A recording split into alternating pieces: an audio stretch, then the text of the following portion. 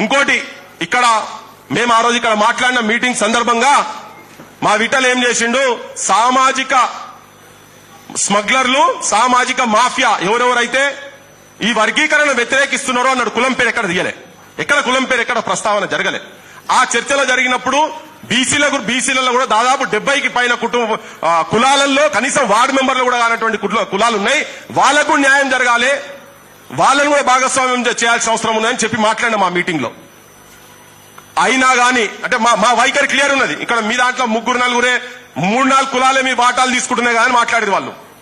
మేమన్నా మేము క్లియర్ ఉన్నాం, ఎవరన్నా రాండ్రి, ఎవరన్నా తీసుకోండి, మాకు అవసరం, మాకు న్యాయం అందరికీ జరగాలనే ఉద్దేశంతో మేము మాట్లాడతాం. ఆ విఠల్ ఆ ప్రోగ్రామ్ లో ఆ మాట మాట్లాడినందుకు నాది విఠల్ ఇద్దరిది బొమ్మ వేసి మాలోలను మాఫియా అన్నారు, మాలోలను సామాజిక స్మగ్లర్లు అన్నారని చెప్పని పెట్టేసి విపరీతమైన ట్రోల్స్, బూతులు, ఇక మామూలుగా కాదు. కేసు ఫైల్ చేసిరు కదా, ఇవాళ పొద్దుగాల కేసు ఫైల్ చేసిరట. సరే, అవన్నీ నేను ఆల్రెడీ చెప్పిన. నేను అయితే మేము ఎక్కడ కుల ప్రస్తావన చేయలే, ఇప్పుడు కూడా తీయలేదు. కాకపోతే వాళ్ళు మాల కులం అని పెట్టిండ్రు. ఇక్కడ మళ్ళా ప్రెస్ మీట్ పెట్టి కూడా మాల కులం అనే సంబోధించారు.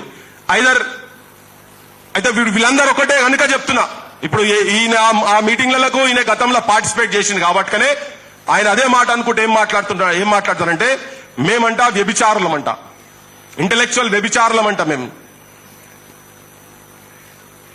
Intellectual prostitutes, brokers. ఈ పదాలు వాడిండ్రు. ఇది సభ్య సమాజము యాక్సెప్ట్ చేసే పదాలేనా ఇవి? నువ్వు ఒక మాల సంఘంకి వెళ్ళి నువ్వు మొత్తం ప్రతినిధిలో కాదో నాకు ఎరకలే, కానీ నువ్వు ప్రతినిధి లేక మాట్లాడుతున్నారు కదా మీరు వ్యతిరేకించటోళ్ళను.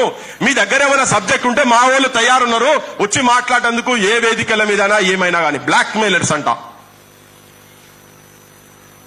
ఈ పదాలు వాడుకుంటా. సార్ మరి జీవన్ సార్ దీని గురించి ఏం చెప్తారో చెప్పాలి. మరి మమ్మల్ని ఎందుకు అన్నాడు, మేమేం చేసినాం, మేము ఎక్కడ మాట్లాడినామా? ఇప్పుడు మీరు అంటున్నారు ఇక్కడ అక్కడ అని అంటున్నారు కదా, రేపు పొద్దుగాల ఇప్పుడు మీరు కూడా అంతే, మీరు కూడా సేమ్. ఎందుకంటే ఈ డిమాండ్ కు సపోర్ట్ చేస్తారు కాబట్టి జీవన్ సార్ ను కూడా ప్రాస్టిట్యూట్ అన్నట్టే. వేదిక మీద ఉన్న అందరం అదే కథకు వస్తాం, మీరందరూ కూడా అదే కథకు వస్తారు. అరే ఎంత బరి తెగించి విచ్చలవిడిగా అంటే ఈ కమిషన్ మొత్తం ఫస్ట్ లోతూర్ కమిషన్ చైర్మన్ కూడా నువ్వు ప్రాస్టిట్యూట్ అంటావు, అంతే కదా? ఉషా మెహ్రా గారు ఇచ్చేటువంటి రిపోర్టు దీనికి సపోర్ట్ చేసుకుంటూ ఇచ్చింది కాబట్టి వాళ్ళు ప్రాస్టిట్యూట్సే. నీకు సుప్రీంకోర్టు జడ్జిలు మొత్తం 7 బెంచ్ జడ్జెస్ మొత్తం అందరు జడ్జిమెంట్ ఇస్తే ప్రతి ఒక్క జడ్జిల కన్నా మీకు ఎక్కువ తెలివి ఉన్నది, మీకు అందరికన్నా ఎక్కువ రాజ్యాంగం మీద మీకు అవగాహన ఉన్నది. ఆకునూరి మురళి అండ్ బ్యాచ్, నేను ఆ బ్యాచ్ లో కలపదలుచుకుని, ఎందుకంటే బ్యాచ్ ఎంఎఫ్ గోపీనాథ్ వీళ్ళంతా మీకు అంతకన్నా గొప్పలు కాబట్టి చీఫ్ జస్టిస్ ఆఫ్ ఇండియా ఆయన కూడా మీకు ప్రాస్టిట్యూటా? వాళ్ళందరి జడ్జిమెంట్లు వచ్చిన తర్వాతనే మేమందరం మాట్లాడుతున్నాం. ఇక్కడ వాటి ఆధారాలను పట్టుకుని మాట్లాడుతున్నాం. వాళ్ళు కాదు, అన్ని రాజకీయ పార్టీల మేనిఫెస్టోలల్లా వర్గీకరణకు సమర్థించుకుంటా మేము వచ్చినాక, ప్రభుత్వాలకు వచ్చినాక మేము అమలు చేస్తున్నాం అన్నారు. అంటే ఇప్పుడు నువ్వు ఎంతమందిని ప్రాస్టిట్యూట్స్ అంటున్నావు నువ్వు?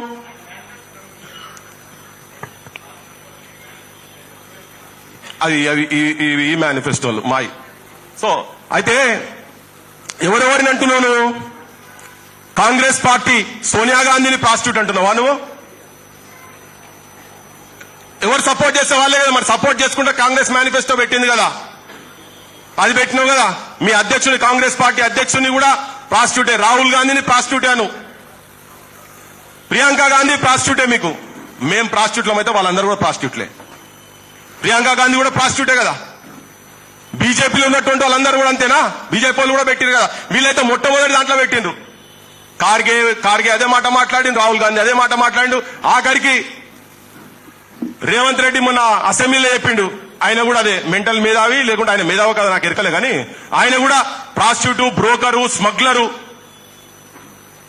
ఇవన్నీ పదాలు వాడి ఇట్లా అవమానపరుస్తున్నారు కదా. అంటే ఎందుకు?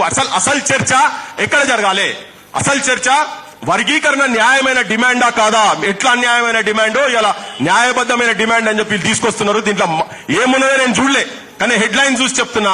నీకు అన్యాయం ఎట్లనో నువ్వు తీసుకురా. నువ్వు ఒక 10 మంది ఇదే సామాజిక వర్గాలకు సంబంధించినటువంటి మేధావులను, లేకపోతే నీకు సంబంధించినటువంటి ఎవరో మేధావులు అనుకుంటున్నావో తీసుకురా, కూసబెట్టు, మాట్లాడతామని. ఆ రోజు మా అన్న కూడా ఉండే, వకలాభరణ భయ కూడా ఉండే. ఇప్పుడు తన కూడా అదే కోవలకు చెందిండు. జీవితాంతం బీసీ ఉద్యమాలలో తిరిగి ఆఖరికి ఏదో కమిషన్ లో తీసుకొని వచ్చి దాంతోనే న్యాయం చేస్తాంటే తీసి అవతల వరేసి ఇక్కడ కూర్చున్నాడు ఇప్పుడు. కానీ తన కూడా చెప్పిండు, తన కూడా ఎట్లెట్లా న్యాయం జరుగుతుందో. అందరి గురించి మాట్లాడి మీకేం అధికారం ఉన్నదని మాట్లాడతారు వాళ్ళు. నేను పొద్దుగాల చెప్పినా మళ్ళీ ఇప్పుడు చెప్తున్నా, కుక్క బుద్ధి కుండ కాడ తెలుస్తుందట. కుక్క బుద్ధి ఆడ తెలుస్తుంది, కుండ కాడ తెలుస్తుంది. కుండ కాడ పంచాయతీ కరెక్ట్. కుండ మంచిగా వండి ఉన్నది, ఈడ తీసుకునే లోపల అది పట్టుకొని పలగొట్టి పట్టుకొని తినుకుంటూ పోతా అని చెప్పాను. అంటే అది కాదు అని మన సొంటలో మాట్లాడుతుంటే ఇగో మన మీద వాళ్ళు దాడి చేస్తున్నారు. ఇవాళ మాల సమాజం ఏమంటది, ఆ మాటల మీద మాల సమాజం ఏమంటది, మా మీద కంప్లైంట్లు ఇస్తున్నారు కదా, 100 కంప్లైంట్లు ఇచ్చుకోరు. నేనైతే తెలంగాణ ఉద్యమంలో తిరిగే క్రమంలో ఇన్ని రోజులు బతుకుంటాను అనుకోలే, బతుకుంటాను ఎక్స్పెక్ట్ చేయలే. అట్లా చాలా మంది తెలంగాణలో అట్లా అనుకున్నారు. కొంతమంది చచ్చిపోయారు, 1200 మంది బిడ్డలు చచ్చిపోయారు, తెలంగాణ బిడ్డలు చచ్చిపోయారు, 369 మంది కాల్పులలో చచ్చిపోయారు. చాలా మంది ప్రజల గురించి పనిచేసే వాళ్ళు ఎన్కౌంటర్లో చచ్చిపోయారు. అయినా ఎక్కడ కూడా ప్రజల గురించి ప్రజా సమస్యల గురించి తిరిగేటువంటి మనుషులం కాబట్టి ఈ ప్రాంతంలో ఈ మట్టిలో ఆ నేచర్ ఉన్నది. మరి వీళ్ళకేం నేచర్ ఉన్నదో నాకు ఎరకలే, వ్యతిరేకిస్తున్న వాళ్ళకి ఏమున్నదో నాకు అయితే ఎరకలే. కానీ ఉన్నది కాబట్టి మీరు 100 కంప్లైంట్ ఇచ్చుకొని ఎన్ని కేసులు పెట్టినా కానీ మేము అవన్నీ ఫేస్ చేసేందుకు ఓ న్యాయబద్ధమైన ధర్మబద్ధమైన అన్ని రాజకీయ పార్టీలు ఒప్పుకున్న జడ్జిలు ఎన్ని కమిషన్లు వేసినా అన్ని కమిషన్లు ఇది కరెక్టే అన్నటువంటి ఒక డిమాండ్ కు మేము సపోర్ట్ చేసేందుకు కాదు, భాగస్వామ్యం అయి ఉండి మీతో పాటు మేము కూడా తన్నులు తింటాం, మీతో పాటు మేము ఏ ఆడికంటే ఆడికి వస్తామని చెప్పని కంఠాబద్ధంగా ఇంతకుముందు చెప్పినాం, ఇప్పుడు కూడా చెప్తున్నాం. ఈ తరుణంలో సమాజం కూడా మొత్తం ఇగో ఇటువంటి మూర్ఖులందామా దుర్మార్గులందామా, ఎవరిని మేము అవమానం చేసేటట్టు గాని అవహేళన చేసేటట్టు గాని అపహాస్యం చేసేటట్టు గాని ఎవరి గురించే మాట్లాడలే ఆ వేదిక మీదికెళ్ళి కూడా. కానీ ఇప్పుడు ఏంటంటే సమాజం నుంచి ఈ వర్గీకరణ డిమాండ్ కు ఇంత సపోర్ట్ దొరుకుతున్నది కనుక ఈ సపోర్ట్ రానియకుండా చేయాలంటే ఏంటంటే వీళ్ళని తిట్టాలి, తిట్టి ఆరిపోసుకోవాలి, రేపటి నుంచి వీళ్ళు ఎవరు రారని.